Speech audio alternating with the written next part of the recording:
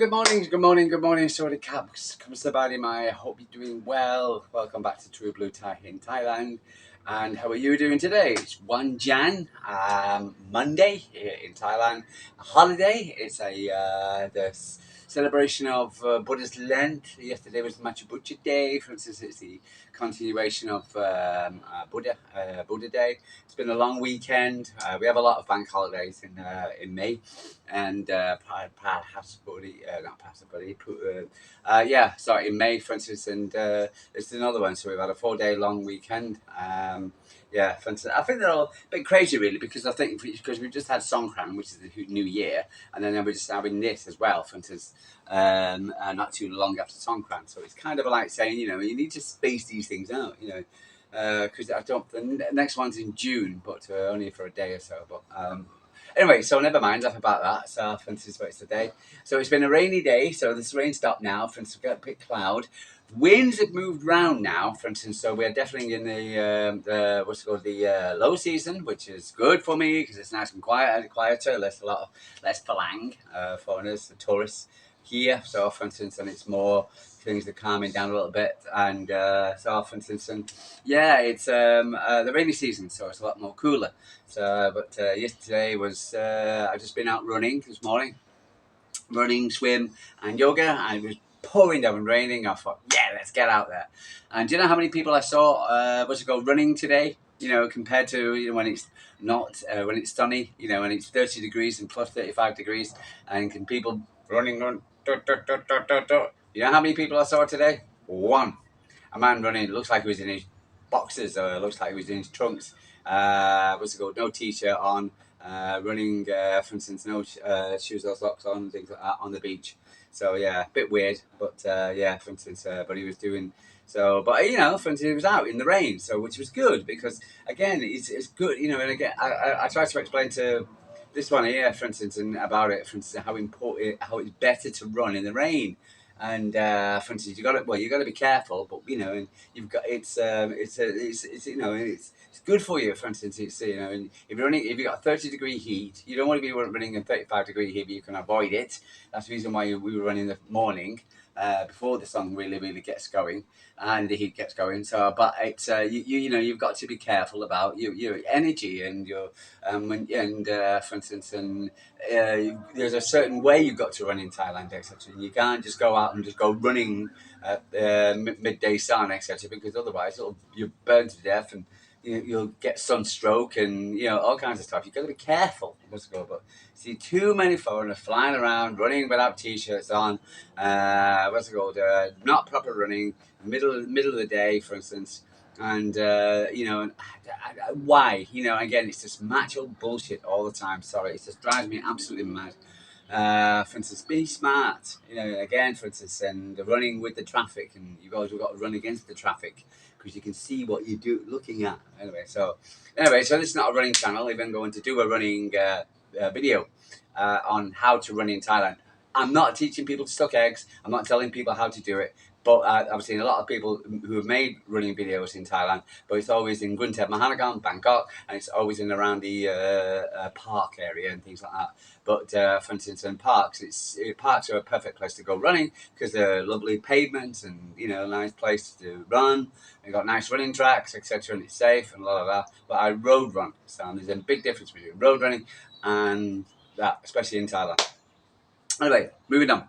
So it's, but I feel fresh. I feel really good because of it. I was swimming as well. Swim was really good. Nobody's swimming at all, but it was really strange. I jumped in the sea and it was cold. It was warm, lukewarm. And for instance, so when I was swimming, and then for instance, when I came back, it was like a cold water came straight, while I was in the sea, for instance, just come straight across me. I went, whoa, that was cold. It was like somebody just put on the cold tap. And I'm like, whoa, it was like a stream of cold water. It's really strange. You're running and, swimming in lovely warm, lukewarm water, and then suddenly a cold blast of air, coldness of water, for instance. I'm like, God damn, hey. Because my body's acclimatized for hot weather, 30-degree hot weather. So, of course, when it gets hot, when I'm getting this cold, I can really feel it. So I'm really struggling, but I went back to the west. Anyway, so never mind.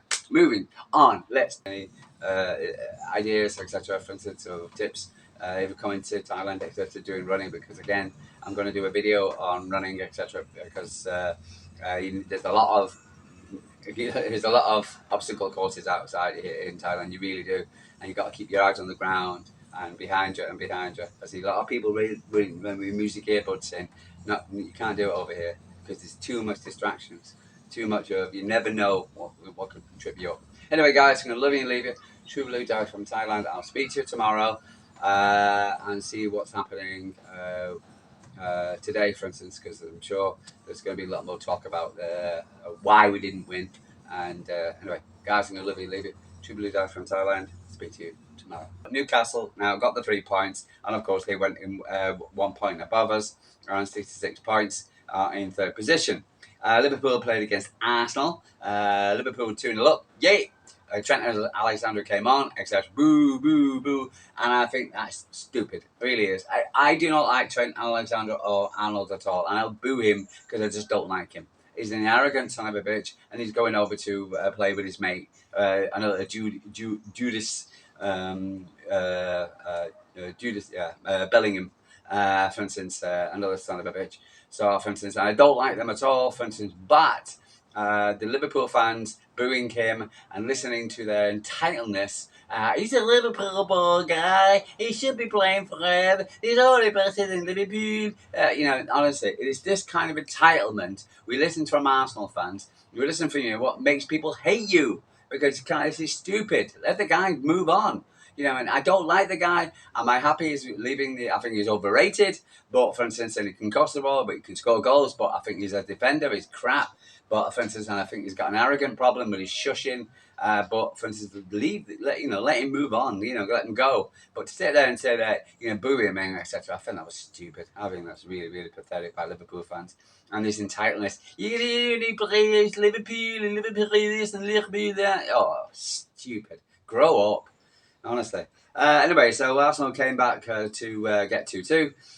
For instance, at one point I thought they were going to do. Again, it's like Liverpool. I wouldn't say they've fallen off the tree, but again, they're not as good as what they have been. And for instance, you're going to say, oh well, they won the league, so they don't need to play any blah blah blah. But I just look at Liverpool, for instance, and I just think Manchester City would be better, for instance, would it beat Liverpool? We really would to the title.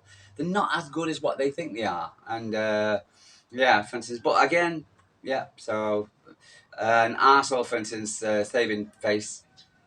I did like the Garden on the bar looks of it. I didn't see it, must go, but I want to go and check it out just to see their faces with the Garden owner. Funny.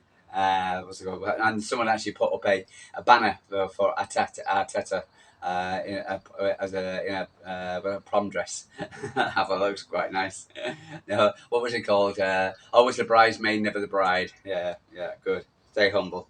And every time you see Arsenal with his guys with his advisors around him, it just looks stupid. It looks like the boss and his mates, his concubines around him, not concubines. For instance, these generals around him, all dressed in light blue, or with the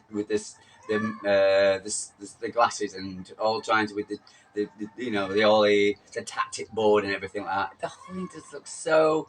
Honestly, it looks staged. He looks like, it looks like an American football kind of thing, etc. It just looks so stupid, Arsenal. Anyway, so for instance, Aston Villa, they played against Bournemouth. We've got to play at Bournemouth and won. Ollie Watkins scored the goal. But that put them back into contention at 63 points. And then Notts Forest, they did really, really good game. Good result was Notts Forest drawing 2-2 at Leicester, which was a shock. I thought they were they were 1-0 down, got back to 2-1. I thought, and then but Leicester getting 2-2.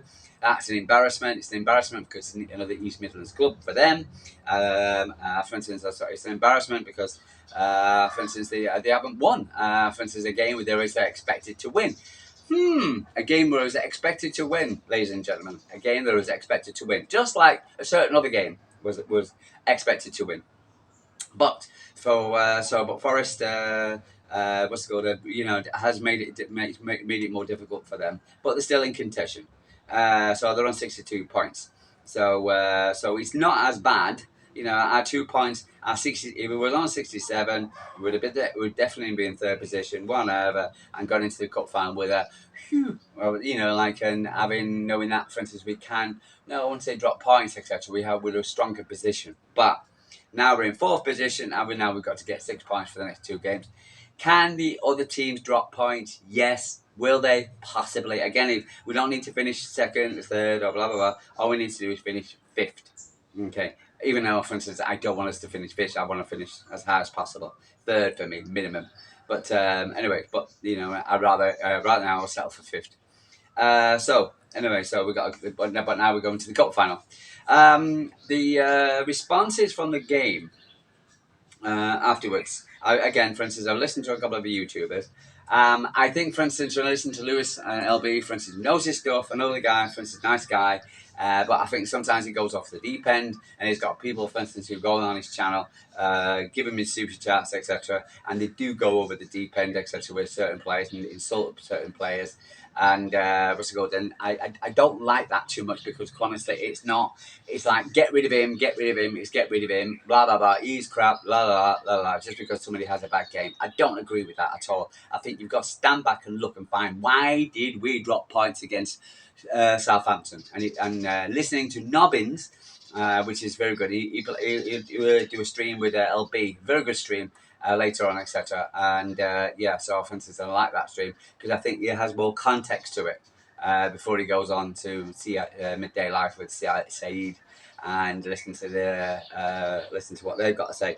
But for instance, it was a really good take about City, for instance. And I think LB calms down a bit. Nobbin puts a lot of conjecture into it. And what Nobbins was saying was about the tactics. And it appears that, for instance, there was a couple of things with the extreme company in his 5. Why did we lose or draw that game? Was for instance, and his points were the fact that, for instance, was down to there was a certain degree of entitlement. Manchester City expected to win. And again, for instance, this is the thing. Of all the games left over, there was a certain degree of, oh, well, we're playing well now. We're doing okay. For instance, we're playing against Southampton. We're expected to win. We will win. This is a good, in the bag. No worries. Knowing the fact that we played badly against Wolves, and knowing the fact that Southampton, who had a 2-0 defeat against Leicester, hurt the players so bad that they said they needed to get something. They also wanted to try the hardest and do whatever to frustrate Man City to get a point so they won't be the worst with Derby, for instance, and only getting 11 points. And for them, that is their Champions League final. Manchester City have gone in there with a lot of complacency, knowing that, for instance, we didn't play well against Wolves. So we were on a downer, for instance. We got a bit lucky with goals, etc., for instance. And again, we were 2-0 down against Palace and came back to win 4-5-2 because of Kevin De Bruyne. Kevin De Bruyne also got us out of the Wolves game. But again, there was a certain degree of complacency. And we're doing better than what we have been doing, especially in the beginning of in the middle of the season. But we are not there yet. And I think there's a certain degree of expectation that we're going to go in there and win the game and blah, blah, blah, and everything will be hunky-dory. And I think Pep's messed around. There was too many changes, from what Nobbins was saying. And from what, Robin was talking about the tactics on the right-hand side. There was no width. And, for instance, it was not until Doku came on, and even for Southampton fans said it was not until Doku came on there was a distance. So, for instance, so they got that, and there was no width. So McAtee and Rico Lewis are getting slagged off. But again, for instance, McAtee is playing in an area he's not used to. Lewis, it just didn't work. Nunes would have been a better player. I know you want to give minutes to players, etc., but it wasn't the time.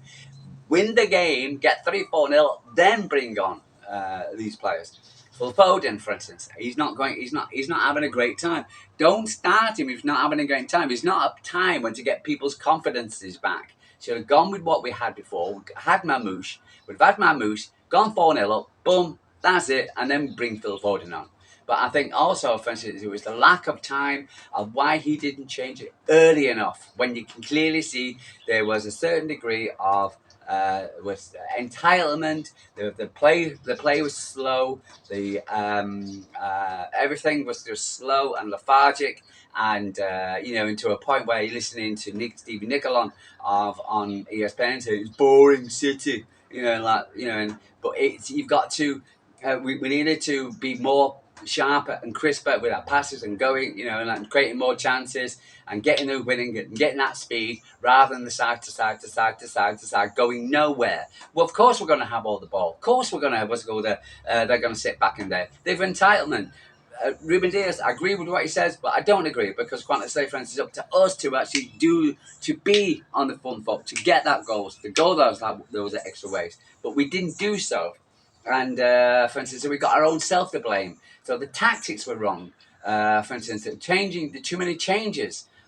Changing back to the Haaland thing, where we previously, for instance, we've had to cope with our Haaland for a while. And then, changing a settled lineup, a back four, for instance. Again, for instance, and yeah, we got it wrong. We really did mess up, and for instance, and we've got our own selves to blame. Pep needs to, say stop messing around with us with a team, for instance, which is winning, and and bring on the hungry players. If you're gonna have a whips, we've had whips. Keep whips. People playing on the whip. Okay, why are we going to the centre again, knowing that the entire centre was all congested and there was no space for Kevin De Bruyne to work his manager because there was no space. We need to widen the game. Why didn't we do that? For instance, again, it's complacency. There was it's only Southampton. Blah blah blah, but we don't know the mindset of Southampton and their determination to get something out of the game. And a point for them is like winning the Champions League.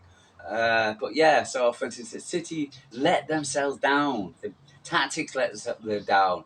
They really did, and it's this. If I have a penny for every time I watch the Man City go into a game where in a team where we're going to win, either at home or whatever, or away, thinking that we're going to win this game 4-5-0, right? And we don't do it. We don't do it. Okay, it's not a given. It's not a given until it's done. You got to get the job done. And then expect, it's only blah blah blah. But the fact is, you've got to get the job done. We didn't go to Old Trafford and get the job done. We haven't gone to Southampton and got the job done. We have our own selves to blame because there's a certain degree of complacency to say that, we're only playing United and United have lost so many games. It's embarrassing, that result now. Getting a point where whatever else is going to West Ham yesterday, going over and taking them on. But you've got to do the game, and win the game, for instance, and this, so City have got their own self to blame, and it was a poor result, and it was one of the worst results of the season apart from United at home. For instance, so City really got to look after at themselves now. Going into the cup final with Palace, but you've got the mental here. I've got to really get it sorted out. Mental health is massive. I'm a really advocate on mental health, especially when you live over here in Thailand. You've got to get it here right. So, for instance, in the mentality of the players and Pep himself, etc., I didn't do it right, and they should have done it right. Fishermen, get ready to go fish. But other than that, we live and learn, and we'll just hopefully the players will learn. For instance, learn for the weekend, because it's going to be tough in London against Palace. It really is, and they won, and so for instance they're going to be on a high, and it's not going to be an easy game at all. So for instance, I hope the City need to get their A game on, really do, and then Palace needs to get their mentality because it's not going to be an easy game at all.